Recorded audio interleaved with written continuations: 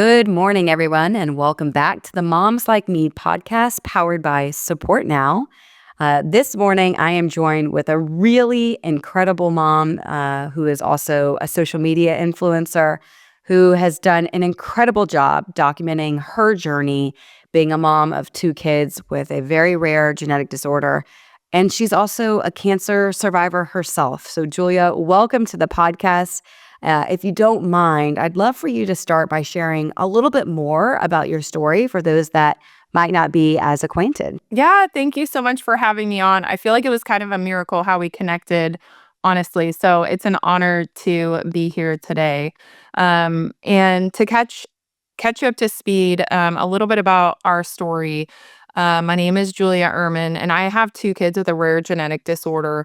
My husband and I had been married for 5 years. We literally had this perfect life. We lived in a 500 square foot cabin on the most beautiful lake you've ever seen in Washington State. And we had the white picket fence life. We got pregnant after 5 years and had a perfect pregnancy, was glowing, everything. And we had Hazel. She was born. My husband delivered her. She came out. Her APGAR scores were perfect. And we were over the moon. Everything was perfect. We brought Hazel home from the hospital. And overnight, she started acting a little bit funny, but we never assumed anything out of the ordinary things would be wrong with her. She was tapping her foot a little bit, but we didn't really notice. And she was arching her back. And so I got my baby mom book out that every mom has. And I'm like, flip to the page. I'm like, back arching. Oh, gas. Okay, for sure. She's got gas. Okay. And she wasn't latching very well, but we thought, okay, whatever. No big deal. Babies do weird things. We'd been prepared. And she went to sleep. When Hazel woke up in the morning, we knew we had to take her into the hospital because the only thing that was slightly abnormal with Hazel was her bilirubin was slightly elevated. And so the doctors let us go home and they just said, bring her back the next day and we'll test her bilirubin. So we woke up in the morning knowing that. And I just had this gut feeling that something wasn't right based on what had happened overnight. And so my husband and I kind of rushed out of the house. And as soon as we saw Hazel in the daylight, she was pale. And so at that point, we knew, we need to rush to the hospital.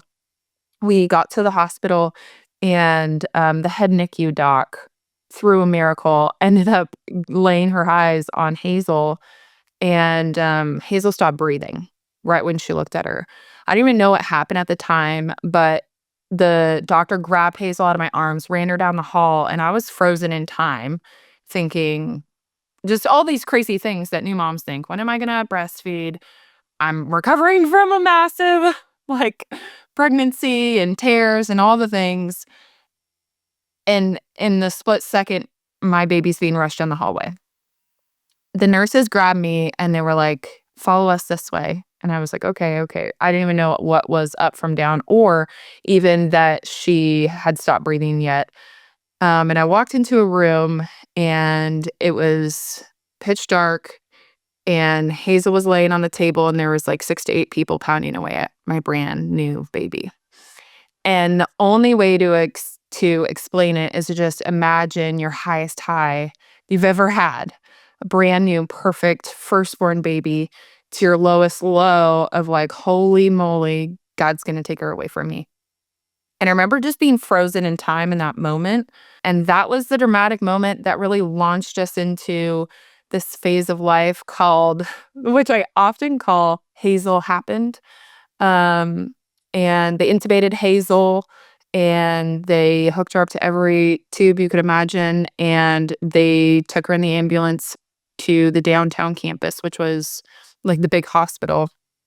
My husband and I loaded up in the car with the empty car seat in the back.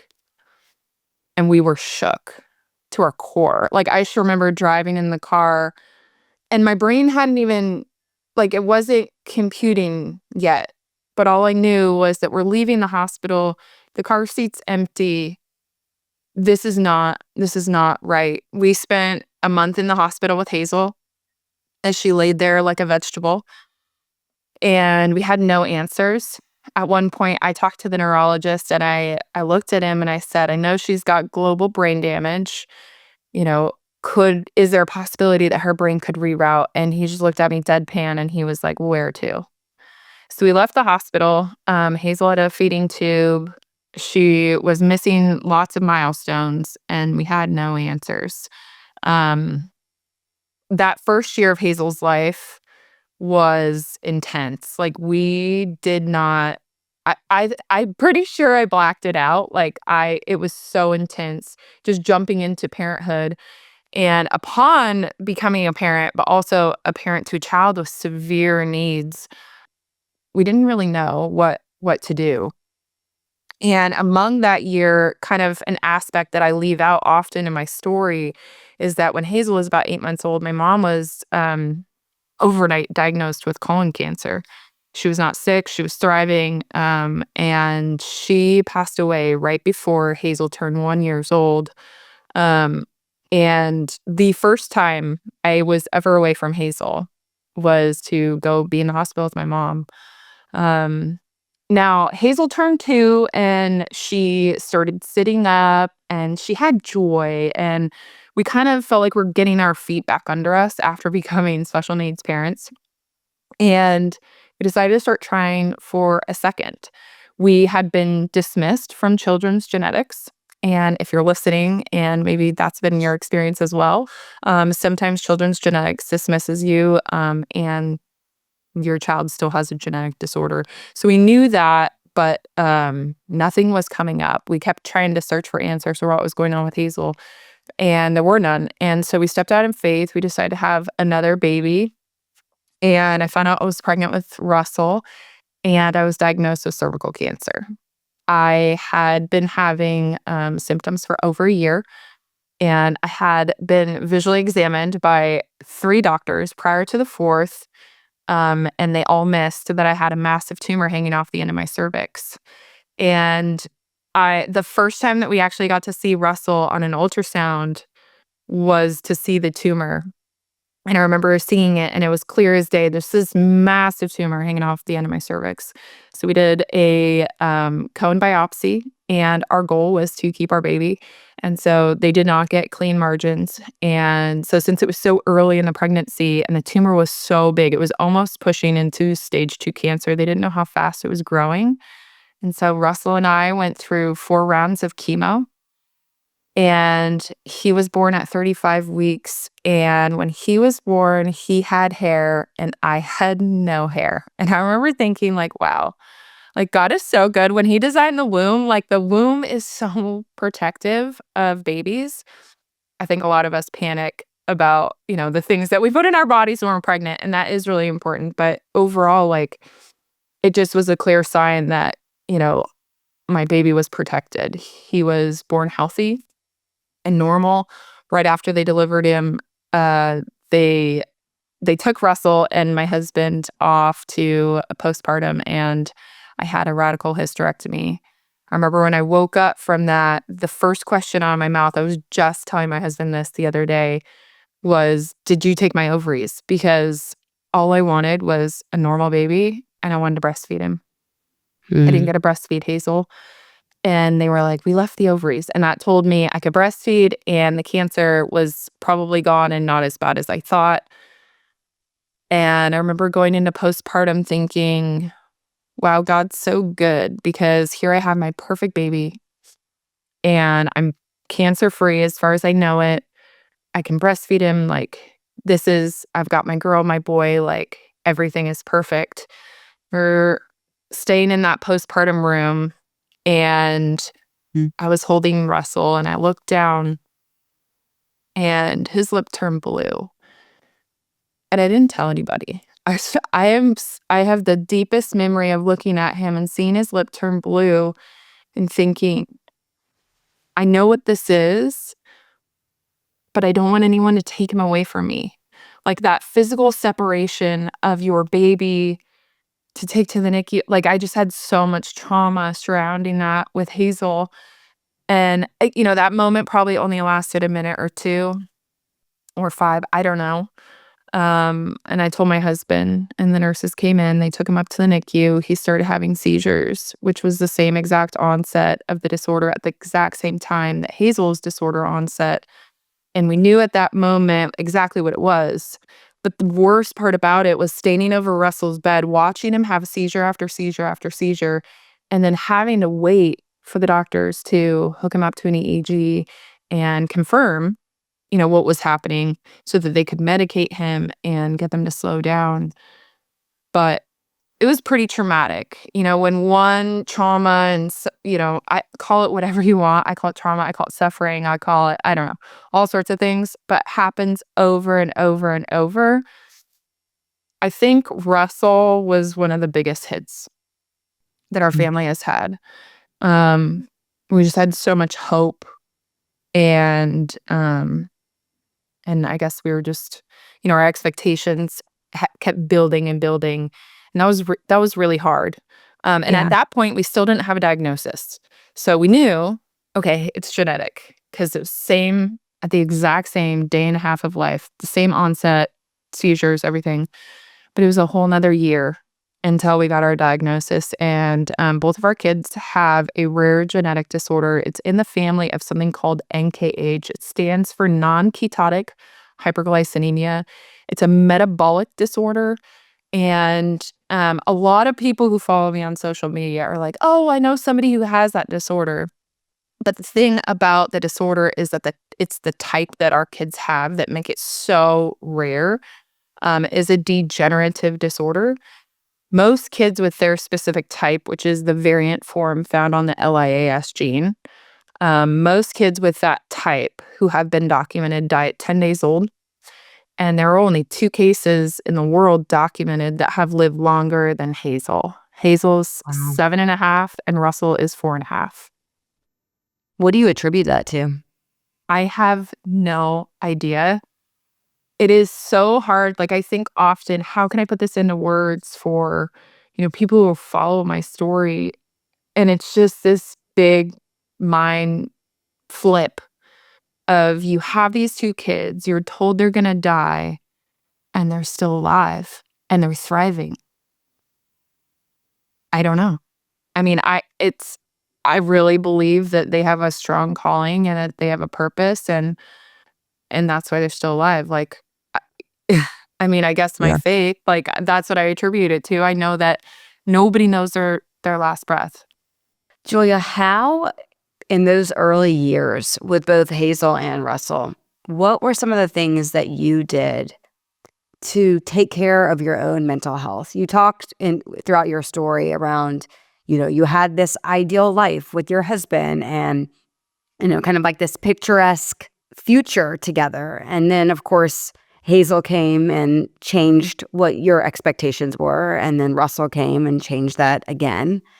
It sounds like there was like to use your words, there was trauma, there was suffering.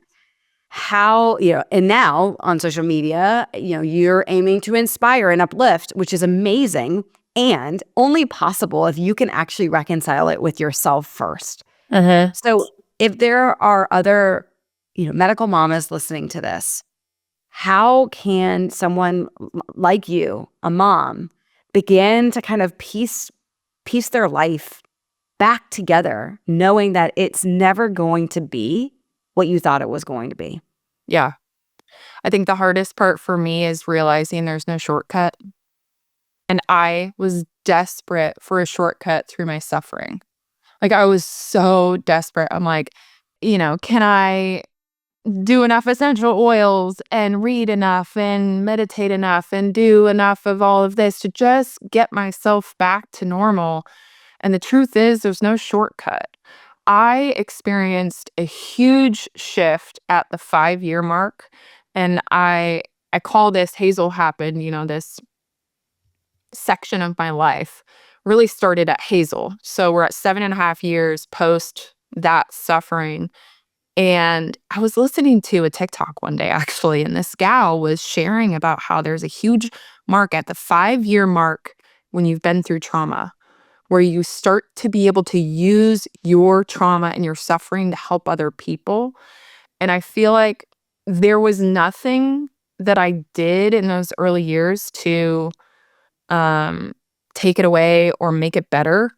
I think time. I just want to remind every mom out there, like, if you're in the NICU, if you have an under 5-year-old child who has a rare disorder, give yourself grace and time to process. For me, a huge part of my journey has been sharing it on social media. And I know that that is not something that everybody's going to do. And I get a lot of flack about it when I share the hard stuff. Like, I'll have people, people will say all sorts of crazy stuff to me, like, you need to go to counseling and da, da, da, da. And I'm like, I just speak the things that people are too afraid to say out loud. And that is why people have followed my social media account. And for me, speaking those things and admitting them and saying, I live every single day terrified that Hazel's not going to wake up tomorrow because I've been told that there are a few ways that the disorder can kill them, and one of which is a major organ failure while they're sleeping. You know, admitting things like that and speaking them out loud has been a huge help for me Yeah. walking through this, honestly. Yeah, it's like that's how you've kind of walked towards this concept of acceptance of your reality, is being able to speak it out loud, share with others. Again, that's not how everyone copes, Yeah. but for you, that has been sounds like it has been cathartic, and it has helped kind of thrust you into this new way of living, Yeah. and accepting. And again, the acceptance part just feels honestly, that's the hardest part that I have as a mom myself. I think through, gosh, and I think there's a lot of people do this. I can't imagine. How do you do it? How do you do it? And it sounds like what you're saying is you do it because these are your children. Yeah. Well, and I had this really, like, you talk about acceptance, and I had this really big moment about a year and a half ago towards the acceptance part. And I'm not sure if you've ever heard of Johnny Erickson, but she runs a massive disability ministry. And she's been in a wheelchair over 40 years, and her Mm. story is incredible. And I started reading one of her books, and this one section has been like, you know how people have the word of the year? This is like my phrase of the year that's got me through is she says, I believe that I've been given an incredible privilege because of the suffering that has not been taken away. And I believe that.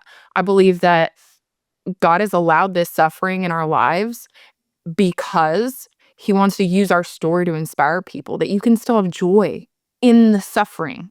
You can still have joy even when you have 2 kids are born to die. You can still have joy. And are things hard? Yes. Am I on my knees begging for people to show up and help our family all the time? Yes. Am I crying still 7.5 years into this journey? Yes. But every single day I wake up and I'm like, what is the joy that God has for me today? What is that joy nugget? Is it a smile from Hazel? Is it a giggle from Russell? Is it something silly that they do? Is it somebody that they make happy? You know?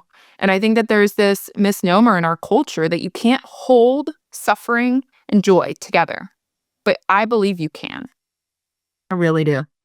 How have you approached relationships with people that simply can't relate? I mean, did you ever feel jealousy? Did you ever feel this, gosh, I wish we just had, healthy children. I wish I didn't have to go through this. I mean, again, it's so amazing how you're explaining it. And I just wonder, like, do you still have that, knowing that, in the early days of your marriage, you were kind of living in what you felt was kind of the idealistic lifestyle? Extreme bitterness. And I think that knowing that and knowing that it's going to keep coming, but it comes less and less and less as time goes on.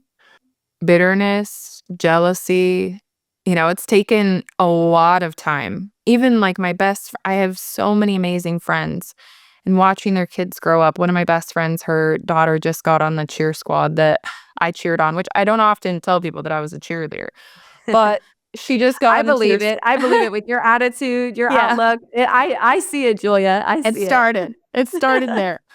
Um, and I have so much joy for her, and I'm so excited for her, and I feel like before at the beginning of what happened with becoming this type of parent, I couldn't have gotten to that place. I'd just be stuck in the bitterness and jealousy. And then as time goes on, I've been able to, like, just be so excited for my friends and their kids. And one thing I've realized, I don't know what the future holds. So if we want to remember the beginning of the story is I had a radical hysterectomy. People ask me all the time, two questions. Why did you have two? Well, number one, we didn't know that it was genetic. And then, will you ever have another child? I cannot have another child biologically. And that is hard. It is so hard to realize that we will never have biological grandchildren. Our kids are going to pass away. And, we don't know what the future holds. But what we've been realizing in this last year, particularly, is that maybe that desire to want to nurture and teach and help grow a child can be used in other ways. We've had so many people come in and out of our house to support us, which is why I love so much what you're doing is just bringing together all of those respite pieces, because that's been a huge thing that's really just kept me alive. The meals, the people, the laundry, all those people who have shown up. But recently we've had like some homeschool kids who've been helping us and they're 12 years old. And I told my husband, I'm like, maybe we won't ever officially adopt, but we just bring one of these kids under our arms and love them and show them, what a normal life is. And not all these kids that come and help and play with Hazel, have the gift of having parents who love each other in a normal home. It really makes me pause because I think so much of what we tend to focus on is how do you do it today? How do you handle the challenge, of course, the physical, the emotional, the spiritual challenge of raising children with this diagnosis, with this disorder. But what you just said, I think, is also a really important piece that a lot of people can't really appreciate, which is that you're already looking into the future of what this means for your family. Yeah. And so it is not just, again, grieving the life that you thought you were going to have, but truly coming to terms with the reality is that as you get older, certain things are just not possible. Yeah. And I do find it so beautiful that you're able to kind of take this mindset and say, okay, well, maybe we can't have it in the way that is traditional, but that doesn't mean that we can't find that joy Yeah. and with a different spin on it, which is effectively how you're living your entire life. So it would almost be bizarre for you to want it any other way because this is the way you've lived your life for so long. Yeah. Well, this is, my husband and I have been recently talking about this, just the gift of being able to pour into other people. We also have hours for our kids to have a CNA in home, which those hours are rarely filled, which we could do a whole nother podcast to talk about that. But the way of pouring into different people that, really God places in our life, it's just removing the pride. Like for me and my pride, it'd be like, let's adopt a child. We're gonna do the right thing and it's gonna look good on Instagram. And we're the parents who have the two, and it's like, no, maybe we don't need the perfect Instagram picture. Maybe it's just we buy an outfit for a kid who doesn't have money, or we get to support kids in these other ways. And I feel like for me, it's removing that pride of what I really wanted and just being available for it to look different. And that has taken a long time. And the one thing that I do not want people to listen to this podcast and miss, do not judge my chapter by where you're at. I beg you, because if I were to watch this podcast and I was at year 1, 2, or 3 of my suffering journey, I'd be like, "Oh, nice for you. Your life looks perfect." And it's like, no, there's no shortcut. I've been through all those 7.5 years to get to where I am today. And then I'm going to go through another 7.5 to get to where I get to go. And I think that one of the things that I love to share the most that gets people rubbed a little bit wrong is just that it's still really hard. Like, it's still really hard. Our daily life is really hard. We have CNA hours that are unfilled. My husband's a full-time paramedic and he is gone. He does Yeah. 24-hour shifts. I am here caring for my kids alone a lot. Russell's 4.5. He's in a wheelchair. They're both nonverbal and it is difficult, but I refuse to let that define me. Like, I just really believe that our kids are still alive because God wants to use their life to have an impact. And that brings me up to like why I started writing our story. You know, I share it on social media, but I also started writing it and started writing it in children's books, which turned into the hazelnut movement. And I have the incredible privilege to go into schools and to remind kids that sometimes your greatest challenge becomes your greatest superpower, and that ability or not, we all have a purpose. And I think that having a purpose within the suffering is huge. And you probably Yeah. see that with all the people that you talk to. You know, the people who are in my position who are thriving are people who have made something out of it. You know, they're writing books, they're sharing on social media, and they're having an impact with their suffering. I think the people who are stuck in the why me and the victim mode, which we can get into, I've been there. Like, I have been there and I still get there, you know, maybe 1 out of 100 days, whereas before it was 99 out of 100. But is finding that purpose.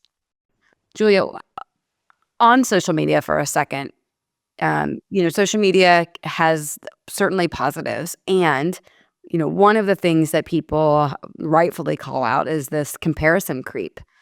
Was there ever a time where being on social media was a struggle for you? Like, did you ever have to take a step back from social media because you were reminded of kind of the delta between what you have and what others have, both outside of the medical, rare disorder community and inside of it?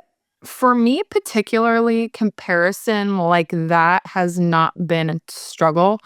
But at the same time, when I started my social media, now I call career because that's what I do full time, I was really taught well on how to create and not consume. Mm. And I feel like that's why I am going into year 7.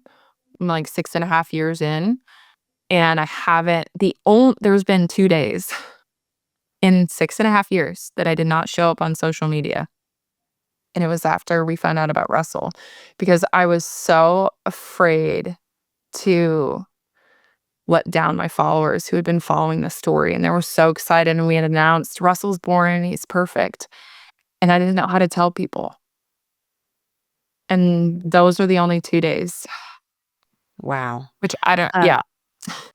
the thing that I love about this conversation is I think that whether you are someone that has a kiddo with a rare disorder or any sort of disability or not, there's just a lot of inspiration. I mean, there's a lot of things in motherhood that is very challenging for modern moms, right? As Yeah, modern moms, we're constantly looking out at the people around us saying, well, they're doing this, whether it's a vacation or whether it's the house that they're living or the education that they're providing. And it does begin to kind of suppress the joy that you can feel in your own experience. And that's part of what to me is so enriching about this conversation is that your perspective and the approach that you've chosen to take and to walk along, like it is really inspiring for everybody mhm, because what you're saying is, I mean, there's so many words that you've said today that just are kind of ring true, like the bitterness. Like I really like that framing, like pride, purpose. Those are all really important words that as moms, I think we all struggle with, yeah, regardless of your circumstance. Certainly, it can be harder in your situation. And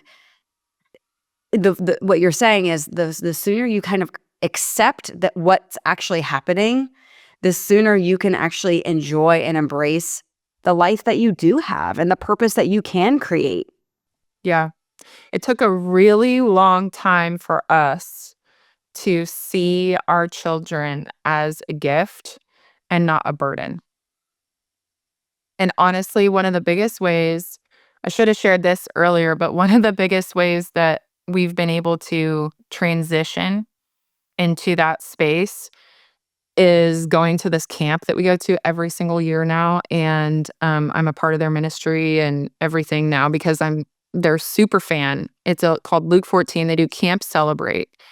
And it is the first and only place I have ever been where you walk in and it is perfectly designed for your child, ability or not. And your Mm. child is elevated and thought of as perfect. And I realized the first year at that camp that I always looked at my kids as a burden and that their disorder and their disability was a burden. And then I walked away and I'm like, all these people, all these volunteers who are not only paying to be there to volunteer and give this amazing week to my kids, but they see my kids and they see a gift. And I walked Yeah. away from that first camp with that. And so I think one of the biggest pieces of advice for people who are going through what we are is get around other rare disorder moms. Get around other NICU moms. If your kid has cleft palate, if whatever it is, get around other people. Social media has been a huge vessel for me in that way. In fact, I got the privilege to meet this amazing gal, Millie, who found me through social media by searching hashtags NKH LIAS genes. And she messaged me and she was like, I have a child who's got the exact same disorder. I'm like, no, he doesn't. And sure enough, they lived in the UK. And I got to FaceTime with her and meet her and know that I wasn't alone. And I thought that we would be walking through this journey together for a really long time. And Otto passed away when he was 8 months old. And she's amazing. What she has done with her son's life is incredible. But I think that there is so much power in getting around people who are going through what you are going through. And I think that's the coolest part of the internet is you Yeah. get on there and search a hashtag and you can find somebody. And you'd be surprised that even people who have large followings will write you back. Yeah.